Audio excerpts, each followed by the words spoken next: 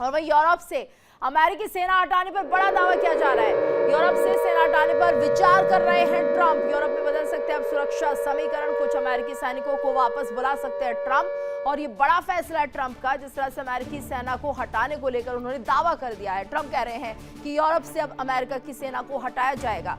तो ऐसे में यहाँ पर जो सुरक्षा समीकरण है वो बदलते हुए दिखाई देंगे। कुछ अमेरिकी सैनिकों को वापस भी बुला सकते हैं ट्रंप। तो नेटो की जिस तरह से नाराजगी यहाँ पर दिख रही थी और ट्रंप ने भी अपना गुस्सा जाहिर किया था, उसे देखते हुए एक बड़ा कदम, बड़ा फैसला माना जा रहा है। यूरोप से भी अमेरिका सेना हटाने पर बड़ा दावा दिख रहा है। तो ट्रंप यहां पर यूरोप से सेना हटा सकते हैं, यूरोप में बदल सकते हैं सुरक्षा के समीकरण, कुछ अमेरिकी सैनिकों को वापस भी बुलाया जा सकता है। ट्रंप ये दावा कर रहे हैं कि अब यूरोप में जो अमेरिकी सेना लगी थी उसे हटाया जा सकता है। सुरक्षा समीकरण ऐसे में यूरोप में बदल सकते हैं, कुछ अमेरिकी सैनिकों को वापस बुला सकते हैं ट्रंप, जिस तरह की बात सामने आ रही है।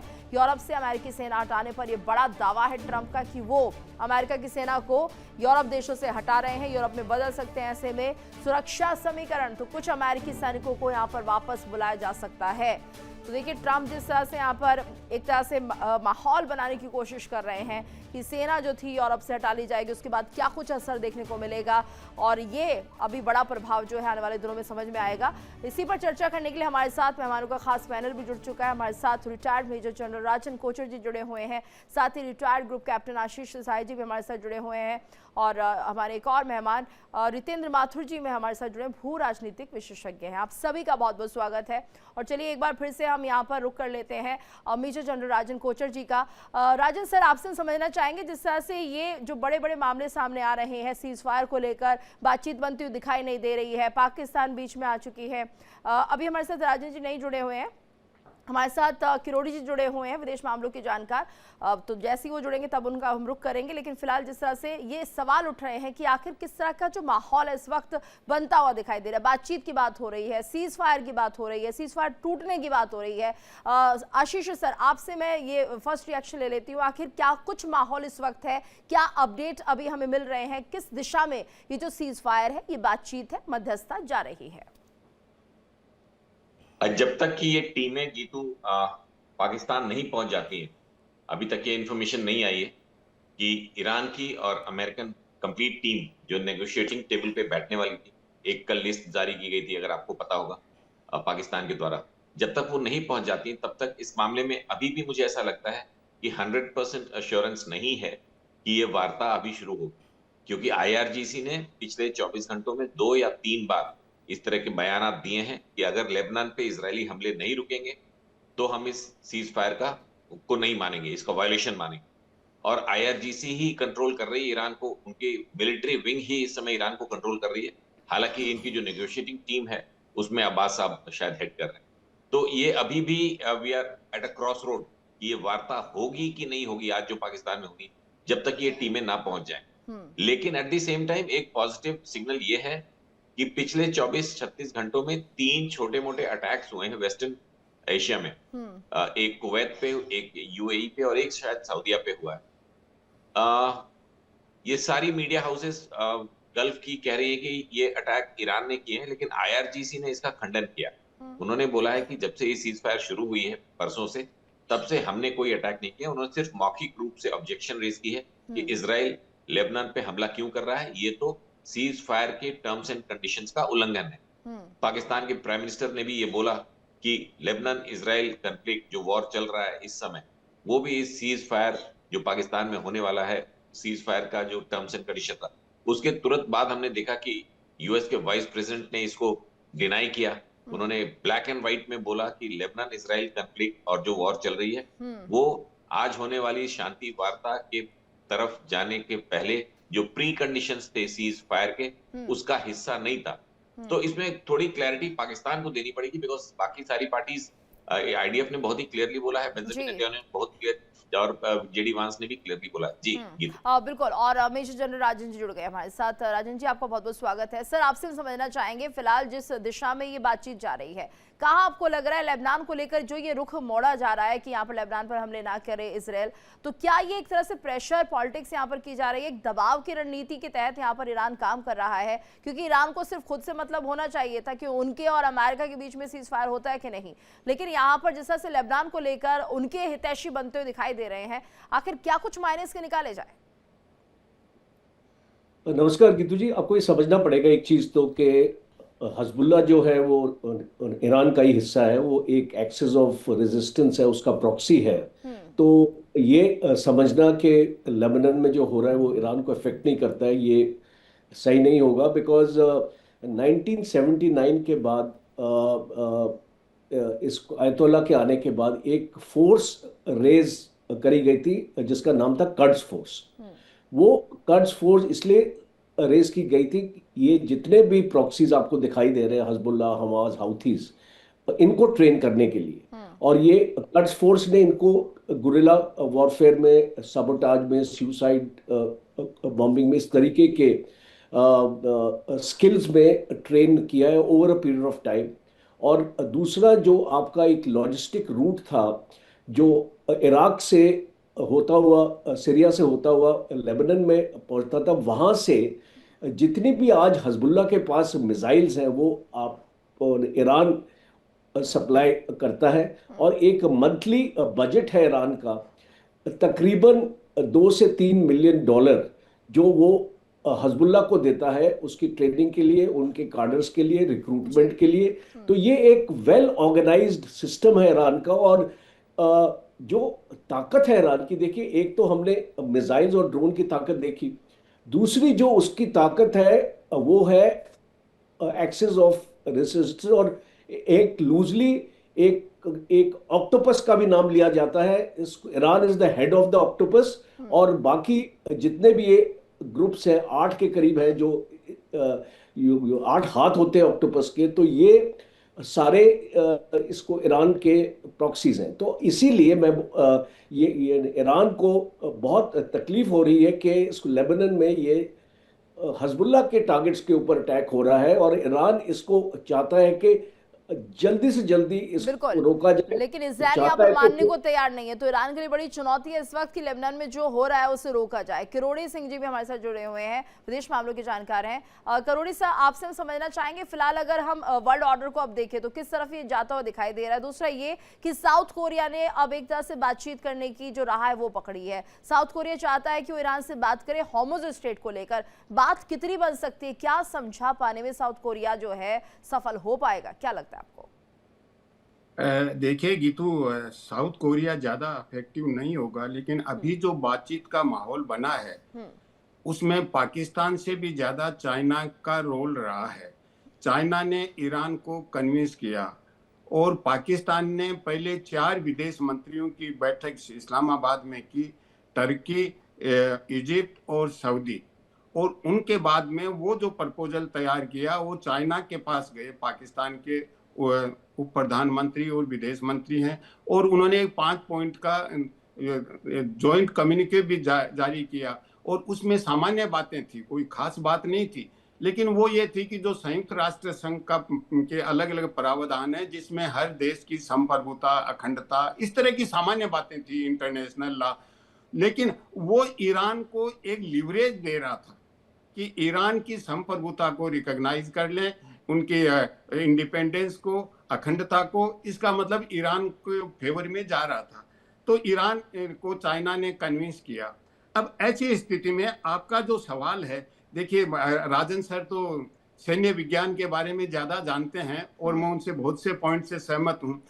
ईरान गलत कर रहा है, हिजबुल्लाह को सपोर्ट कर रहा है, लेकिन दुनिया का हर देश जहां इंटरेस्ट इन्वॉल्व होता है वहां आतंकवादियों को या इस तरह के संगठनों को सपोर्ट करते हैं। जैसे हम पाकिस्तान पे सामान्यतः आरोप लगाते हैं या हकीकत है उस पे तो इन्वेस्टिगेशन हो सकता है, लेकिन पाकिस्तान हिंदुस्तान में आतंकवादियों को सपोर्ट करता है। किस तरह से तालिबान को सपोर्ट किया गया, तैयार किया गया, तो निश्चित रूप से ईरान कर रहा होगा। हर देश अपने इंटरेस्ट के हिसाब से करता है, लेकिन उससे ये नहीं हो सकता कि कोई भी संप्रभु राष्ट्र पे एग्रेसर के रूप में स्ट्राइक करें। ईरान गलत करा तो ईरान के अगेंस्ट में वो भी जो कुर्द्स हैं या अजरी हैं उनको सपोर्ट कर रहे थे। तो थोड़ा सा मेरा डिसएग्रीमेंट है सर से। लेकिन आपका जो सवाल है दुनिया की वर्ल्ड ऑर्डर किस तरीके से आएगी, देखिए वर्ल्ड ऑर्डर जिस तरह की एमर्ज हो रही है और ईरान के मुद्दे को लेके अमेरिका को जिस तरह का अकेलेपन का एहसास हो रहा है। आज अमेरिका की हम स्थिति देखें तो अर्जेंटीना, इजराइल और अमेरिका, तीन देश एक तरफ हैं, बाकी पूरी दुनिया अमेरिका ने जिस तरह से अटैक किया उसके खिलाफ हैं। और उसी से ट्रंप साहब बहुत परेशान हो गए थे और परेशान होके वो एक निकलने का रास्ता ढूंढ रहे थे और उस रास्ते में उन्होंने पाकिस्तान को माध्यम बनाया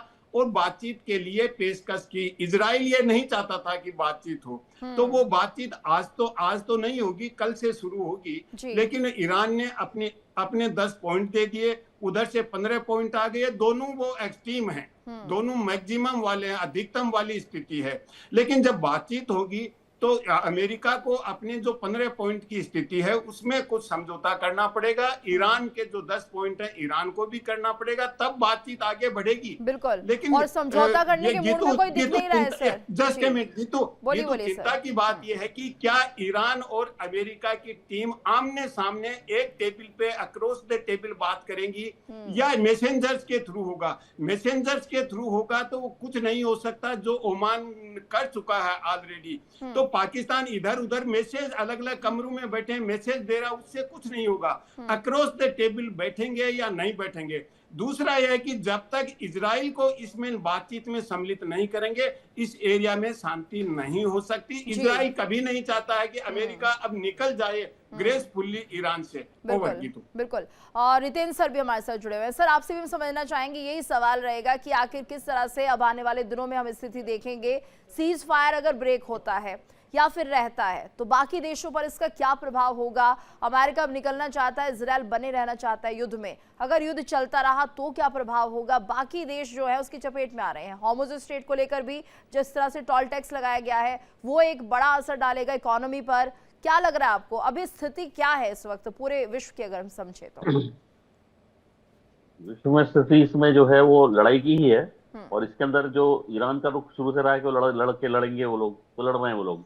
और इजराइल को अपने अस्तित्व की लड़ाई के लिए इनके साथ लड़ना ही पड़ेगा, क्योंकि ये उसके अस्तित्व को चाहते ही नहीं है देश। इसके कारण इनको आमने सामने खड़ा होना ही पड़ेगा। अब जो अमेरिका ने समझौता किया, युद्ध विराम किया, वो एक तरफा था, उसमें इजराइल से बात ही नहीं की उसने। इजराइल से बात नहीं की तो इजराइल ने काम से आपने जब पूछा ही नहीं तो युद्ध विराम क्यों करा आपने, तो उसने लेबनान पर अटैक किया।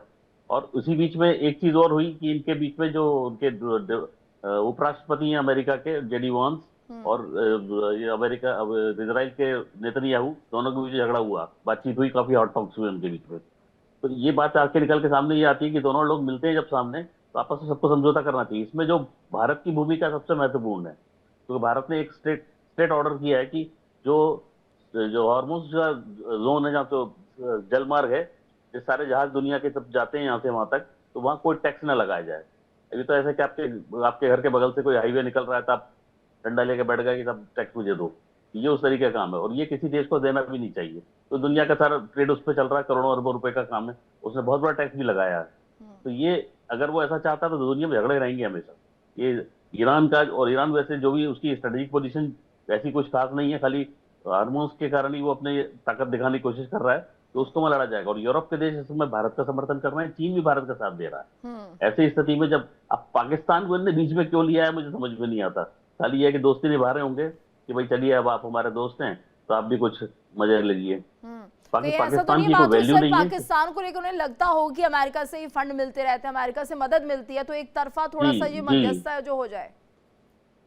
जी बिल्कुल, वो ये कर रहे हैं, वो अपने जैसे कहते हैं हमारा दोस्त तो भी चल, हमारा दोस्त भी आजा मैदान में, इसको भी थोड़ा मजे करा दो, और कुछ नहीं है, बाकी कुछ नहीं। उसकी वैल्यू कुछ नहीं है पाकिस्तान की। ईरान के साथ पाकिस्तान लड़ चुके हैं तो ईरान वो याद रख के बैठा हुआ है, ऐसा नहीं। ईरान के लोग भूलते नहीं है जी। ईरान पर जनरल जियाउल हक जब हमारे पाकिस्तान के राष्ट्रपति थे तब उन्होंने पाकिस्तान की सेना से ईरानियों पर आक्रमण कराया था और बहुत सारे ईरान के सैनिक मारे थे। तो ईरानी भूले नहीं, उनके रिकॉर्ड पे वो चीज। तो ऐसे में इनका पाकिस्तान का ईरान के साथ कोई संबंध अच्छा रहना नहीं होगा, मैं नहीं मान सकता। खाली एक इस्लामिक देश है इसके कारण कह सकते हैं कि दोनों साथ हो सकते हैं किसी कारण से। और दूसरा, इनके पास जो प्रॉक्सी वॉर करने के लिए जो टेररिस्ट ऑर्गेनाइजेशन इनको सपोर्ट करते हैं ये लोग, तो फाइनेंस तो वैसे ही बहुत है, और ये सारे के सारे मिलकर इजराइल को घेरते हैं। हमास हुआ और ये हैती हुआ, जो भी सब इनके संगठन है, ये सारे मिलकर टारगेट करते हैं इजराइल को। तो ऐसे में जो है इजराइल के सामने अस्तित्व की लड़ाई है कि अगर वो ढीला छोड़ेगा ये फिर घुसेंगे उनके अंदर। बिल्कुल, और शायद यही वजह है कि इजराइल मानने को तैयार नहीं। इस बीच एक और बड़ी खबर अपने दर्शकों को हम बता देते हैं। ईरान ने पाकिस्तान के दावों को खारिज कर दिया है। ये बड़ी खबर आ रही है, ईरान ने पाकिस्तान के दावों को खारिज कर दिया है। इस्लामाबाद में बातचीत के लिए शामिल होने का दावा किया था, तो बातचीत में शामिल होने के दावे झूठे हैं, सूत्र बता रहे हैं। बातचीत के लिए कोई पाकिस्तान नहीं जा रहा है, ये सूत्रों के हवाले से खबर। अमेरिका के साथ बातचीत अभी भी स्थगित है। लेबनान पर हमलों के बीच बातचीत नहीं होगी, सूत्रों के हवाले से बड़ी खबर इस वक्त सामने आ रही है। आपको बता दें कि यहाँ पर इस्लामाबाद में बातचीत के लिए शामिल होने का दावा गलत बताया जा रहा है। तो ईरान ने पाकिस्तान के दावों को खारिज कर दिया है। तो इस्लामाबाद में बातचीत के लिए शामिल होने का दावा यहाँ पर किया था, लेकिन ऐसी कोई बात जो है वो शामिल नहीं थी। बातचीत में शामिल होने के दावे झूठे हैं, सूत्रों के हवाले से जानकारी सामने आ रही है। बातचीत के लिए कोई पाकिस्तान नहीं जा रहा है। तो ये जो बड़ा बयान था, साहिर सर देखिए आपका रिएक्शन लेना चाहूंगी कि जो पाकिस्तान है अपने आप को बहुत कुछ समझने की कोशिश कर रहा है, पूछता उसे कोई नहीं है, और देखिए ईरान ने साफ मना कर दिया, कोई नहीं जा रहा है पाकिस्तान, कोई दावा नहीं था, सब झूठ है। गीतू, ये बहुत मेजर ब्रेकिंग होगा अगर ये सच है तो, जैसा कि आप बता रही हैं। पाकिस्तान नहीं जा रहा है, ये एक एस्पेक्ट है जिसमें बातचीत फिर भी हो सकती है, वीडियो कॉन्फ्रेंस या कुछ सिक्योर्ड लाइन पे सब अपनी अपनी जगह से बात करें, क्योंकि पाकिस्तान में उनके फिजिकल सिक्योरिटी कंसर्न्स होंगे। बिल्कुल, पाकिस्तान इनफिल्ट्रेटेड है, वहां पे CIA, मोसाद इनके एजेंट्स होते हैं। ईरान को वहां कितनी सेफ्टी मिलेगी, ये अपने आप में एक बड़ा सवाल होता है। तो पाकिस्तान नहीं जा रहा है, ये हाफ ट्रुथ होगा। और अगर पाकिस्तान में जाकर बात भी नहीं करनी है, या लेबनान पर हमले होते वक्त ये बातचीत शुरू नहीं होगी, तो ये बहुत मेजर ब्रेकिंग है। क्योंकि अभी तक उन्होंने सिर्फ धमकी दी थी कि लेबनान पे हमले नहीं रुके तो हम बात नहीं करेंगे। अगर अब वो ये कह रहे हैं कि बात नहीं होगी, तो ये मेजर ब्रेकिंग होगा। मुझे ऐसा लगता है कि अभी ऐसी कोई इंफॉर्मेशन मेरे पास ओपन सोर्सेज से नहीं आई, तो अभी भी वो कयास लगा रहे होंगे। और पाकिस्तान नहीं जा रहे हैं वो समझ में आता है, वो वर्चुअल तरीके से मीटिंग। जी तो आप कुछ कह रहे हैं? बिल्कुल बिल्कुल, राजन सर से भी समझ लेते हैं। राजन सर आप भी बताइए, देखिए जिस तरह से लेबनान पर हमलों के बीच बातचीत नहीं होने की बात कही जा रही है, तो क्या कुछ ईरान के दिमाग में इस वक्त चल रहा है? क्या रणनीति पर ईरान काम कर रहा है कि लेबनान पर अगर हमले रुकते हैं तो ही वो बात करेंगे, अगर नहीं रुकते तो क्या बातचीत नहीं होगी? क्या दूसरा रास्ता नहीं देखा जाएगा कि आखिर इस जंग से कैसे बाहर निकला जाए? गीतू जी, इस क्वेश्चन के दो पहलू हैं। पहला है कि आपको एक बैकग्राउंड भी जानना पड़ेगा पाकिस्तान और इजराइल के बीच का। आज पाकिस्तान इजराइल को रिकॉग्नाइज नहीं करता है। कोई डिप्लोमेटिक मिशन पाकिस्तान का इजराइल में नहीं है, इजराइल का पाकिस्तान में नहीं है, वहाँ पे कोई एम्बेसीज नहीं है, कोई डिप्लोमेटिक चैनल इनके बीच में नहीं है, और टायर 2 और टायर 3 डिप्लोमेसी भी नहीं है। तो ऑलमोस्ट एक ज़ीरो कम्युनिकेशन है इन दोनों देशों के बीच में। इसीलिए इजराइल को पाकिस्तान के ऊपर ट्रस्ट नहीं है, और वो कोई भी अगर पाकिस्तान ब्रोकर्ड समझौता होगा उसमें वो 10 बार सोचेगा उसके बारे में अपना जो राय देना। तो एक तो बुनियादी ये जो आपने एक मीडिएशन में पाकिस्तान को लेके आए हैं, एक चीज़ बहुत इंपॉर्टेंट है डिप्लोमेसी में, कोई भी मीडिएशन को आप अगर सेलेक्ट करते हैं तो वो जो भी स्टेक होल्डर्स होते हैं, इसको यहाँ पे पाकिस्तान, इजराइल और यूएस और ईरान और यूएस हैं, वो स्टेक होल्डर्स को वो मीडिएटर को एक्सेप्ट करना पड़ेगा। तो जब एक ऐसा ट्रस्ट डेफिसिट है तो शुरुआत से ही ये मीडिएशन फ्लॉड है, इसीलिए आप ये देख रहे हैं इस टाइप की स्टेटमेंट्स आ रही।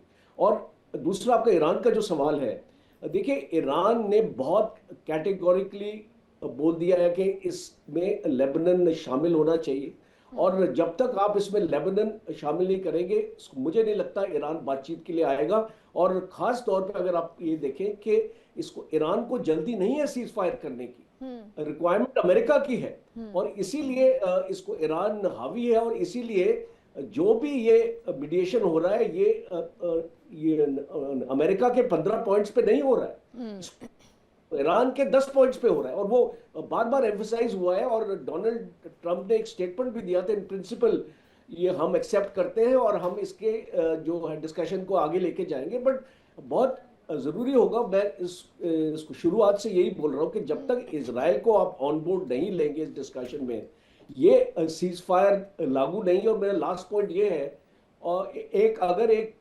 सिचुएशन ऐसी आ जाए कि इजराइल नहीं मानता बट यूएस इंटरेस्टेड है, तो यूएस अकेला वापस नहीं जा सकता इस लड़ाई में। साथ आए थे दोनों और साथ ही वापस जाएंगे, बिकॉज जी। अगर बस वापस चला गया तो वो उसकी हार मानी जाएगी। ठीक है करोड़ी सर, इस वक्त दबाव में किस देश को देख रहे हैं, ईरान या फिर अमेरिका? किस पर ज्यादा प्रेशर है? और ईरान के पास का स्ट्रेट ऑफ हॉर्मुज इतना बड़ा पॉइंट है, इतनी बड़ी ताकत वो बन चुका है उसके लिए, जो कि अमेरिका के लिए गले की फांस है। किस पर आपको लग रहा है कि ईरान इस बात पर रीझ रहा है, खुश हो रहा है कि देखिए मेरे पास तो ये है, अमेरिका को यहाँ पर झुकना ही पड़ेगा?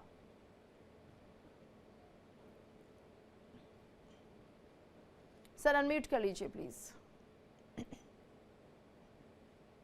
जिस तरीके से हम इजराइल और लेबनान की बातचीत कर रहे हैं, नेतन्याहू एग्री हो गए हैं हिजबुल्लाह से बातचीत के लिए। ये उन्होंने कह दिया है कि हम बातचीत कर सकते हैं, लेकिन वो इस बातचीत का पार्ट नहीं होगा, अलग से बातचीत होगी, तो वो एग्री हो गए हैं। दूसरी तरफ ये जो बातचीत होनी है इस्लामाबाद में कल से, उससे पहले अमेरिका की तरफ से जो लीड कर रहे हैं वेंस और हेगसेथ और प्रेसिडेंट ट्रंप के जो स्टेटमेंट आए हैं, वो बातचीत को आगे बढ़ाने वाले नहीं लगते हैं। दूसरी तरफ ईरान की तरफ से जो एक स्टेटमेंट जारी किया गया कि 3 पॉइंट्स का, उसमें ये कहा है कि जो हम सीज फायर की या ट्रूस की बातचीत कर रहे हैं, इनफैक्ट सीज फायर नहीं ट्रूस है वो तो, लेकिन उसकी जो बातचीत कर रहे हैं आगे सीज फायर को बढ़ाने की या सीज फायर पे बातचीत होनी है, उसको लेके 3 पॉइंट जो दिए हैं वो वायलेशन है जो अंडरस्टैंडिंग थी उसका। तो ईरान की तरफ से भी ऑब्जेक्शन है और उधर अमेरिका की तरफ से भी है। तो ऐसी स्थिति में किस तरीके से बातचीत होगी ये अभी गीतू देखना है। इजराइल वाला जो हित बता रहे हैं वो मेरे ख्याल से नेतन्याहू एग्री हो गए हैं, तो वो हित तो इस बातचीत में नहीं होगा, लेकिन दोनों तरफ से जो एक स्टैंड लिया गया है, और क्योंकि जो बातचीत होती है उससे पहले एक सौहार्दपूर्ण वातावरण तैयार किया जाता है, प्रोवोकेटिव स्टेटमेंट किसी भी साइड से नहीं दिए जाते हैं। अगर कहीं कुछ इंसिडेंट भी होता है तो उसको छुपाया जाता है कि बातचीत कहीं आगे बढ़े, उसको बाद में ले आएंगे। तो उस तरह का माहौल दोनों ही साइड से, ईरान और अमेरिका की तरफ से नहीं है। और लास्ट पॉइंट जो आप पूछ रहे हैं कि कौन ज्यादा डिफेंसिव है, अमेरिका ज्यादा डिफेंसिव है, क्योंकि अमेरिका के लोग नहीं चाहते कि अमेरिका इजराइल के लिए ईरान में तीसरे कंट्री से लड़े। तो अभी इस समय अमेरिका निकलना चाहता है, और नए वर्ल्ड ऑर्डर जो आएगा उसमें अमेरिका को अल्टीमेटली एक मल्टीलेटरल ऑर्डर एक्सेप्ट करना पड़ेगा। अमेरिका का जो हेगेमनी या जो डोमिनेशन है वो खत्म होने की तरफ जा रहा है, ये अमेरिका अच्छी तरह से जानता है। देखिए इंडिया डेली 24/7 अब आपके स्मार्ट टीवी पर। इंडिया डेली मौजूद है सभी डिजिटल प्लेटफॉर्म पर लाइव और लगातार। इंडिया डेली 24/7 हर दिन राष्ट्र को समर्पित।